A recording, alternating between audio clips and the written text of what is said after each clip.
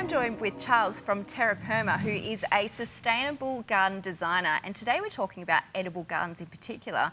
And I wanted to talk to you about a very exciting thing, weeds. Can you please tell me what weeds really are? Yeah, well, I guess for everyone, they're a bit of an annoying plant. They're a plant that's out of place. Yep. But I guess a weed, doesn't exist in nature. Yep. All plants are doing a job. Okay. So it's something we've come up with to call a plant that's annoying and growing well and hard to get rid of. Yeah, and you wanted to say that rather than just pull them out and say, no, weeds, we can actually use them. Yeah, that's right. Yep. A lot of weeds are really minerally dense. Okay. Good for you. So yep. Yeah, it's well worth using those plants. Okay, and when we say good for you, we mean we can eat them? Yeah, edible Fantastic. weeds. Okay. So, yeah, lots of the weeds are edible. Actually, Okay. very few are toxic. So Okay. most of the things you see around your garden will be edible. Okay. That people call a weed. Okay. Yeah. So let's work out what we can eat, because I love a good fresh green salad with no kangaroo.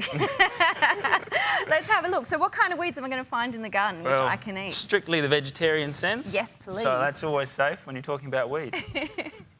Something at this time of year, a really good plant in the garden is purslane or pigweed. Okay. So that grows in sandy areas. Let me pick it up here. Sorry. That's okay. I'm going to pick it all the way up. Good idea. So it's like a succulent plant. Okay. It has a nutty flavour. Yeah. It's actually one of the highest plants in omega-3 fatty acids. So Okay. really healthy, Yeah. growing everywhere for free. Okay. And really easy to identify. Fantastic. And can I eat a little bit now? Is that going to be Yeah, no, offensive? you can eat it. I'll eat it too, but you'll be fine. So Yeah.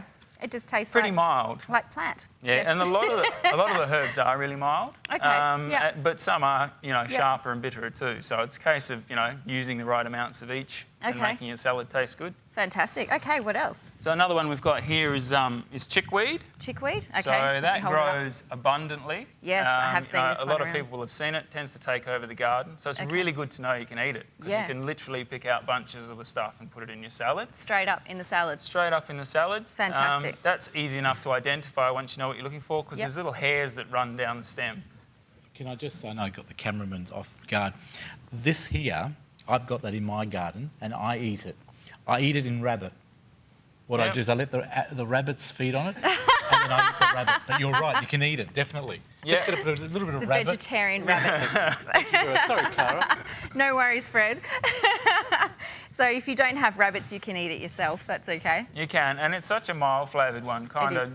very nutty, mild flavour, so Yep. you can use as much as you want. Okay. Whereas something like English dandelions, which people will have seen a lot of, Yeah. growing in the parks, Yeah. that's a bitterer type of herb. Okay. Really minerally dense, again, lots of healthy minerals in there, and I think there's a database which says it's the second most healthy plant. Okay, great. And so we can use all of this plant? Yeah, all of this plant, the roots, Yep. they roast as coffee, the Yep. leaves, edible greens, the flowers are nice and sweet. So Fantastic. Yeah, I grow heaps of it in my garden. Yeah, no, we see it growing everywhere. And finally, we've got this one here. Yeah, that's a broadleaf plantain. So that's one that you might feed the rabbits.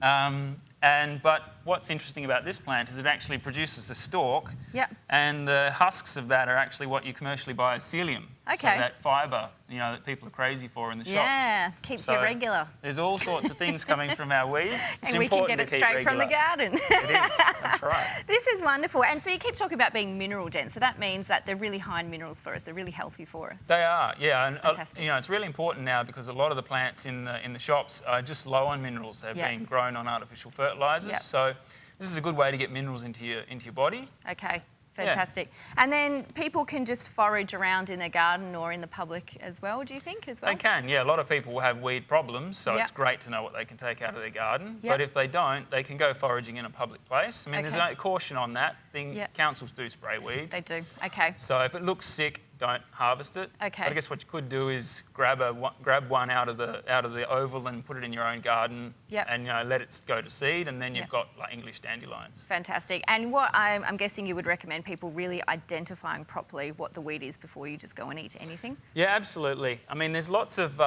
guides on the internet and lots of books. Yep. But what you need to be able to do is botanically identify Okay. the weed. So Yep. you need an actual weed identification book. Okay. So that allows you to get a picture, go out in your garden, identify it, get the botanical name, and then Okay. you can know what you're looking at. Fantastic. And you know what? I think this is such an exciting topic. Everyone should go out and eat their weeds.